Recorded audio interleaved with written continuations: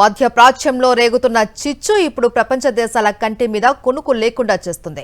Iran యుద్ధం, straight of Hormuz దిగ్బంధం వల్ల global energy market కుప్పకూలే ప్రమాదం కనిపిస్తుంది.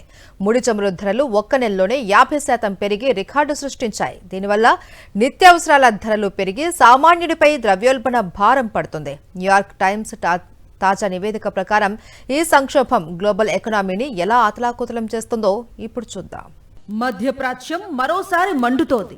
కేవలం యుద్ధం మాత్రమే కాదు, అది ప్రపంచ ఆర్థిక వ్యవస్థనే సంక్షోభంలోకి నెట్టేస్తోంది.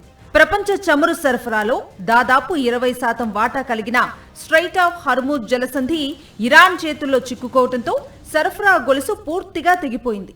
ప్రస్తుతం బ్రెంట్ ముడి చమురు ధర బారెల్కు $110 మార్కును దాటేసింది. మార్చి నెలలో చమురు ధరలు పెరిగిన తీరు గత 2 దశాబ్దాల్లోనే అత్యంత వేగవంతమైనదని నిపుణులు హెచ్చరిస్తున్నారు.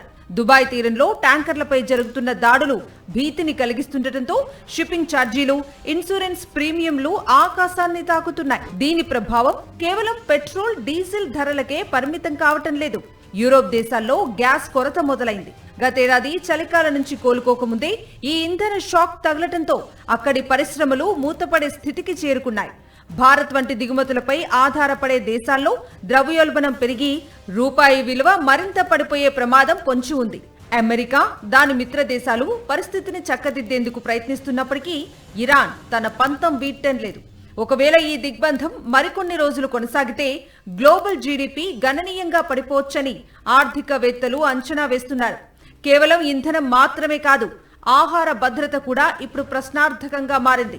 మొత్తానికి మధ్యప్రాచ్య సంక్షోభం ఒక ప్రాంతీయ సమస్య నుంచి ప్రపంచ ఆర్థిక ముప్పుగా రూపాంతరం చెందింది. ఈ గ్లోబల్ ఎనర్జీ వార్ ఎప్పుడు సద్దుమణుగుతుందో చూడాలి.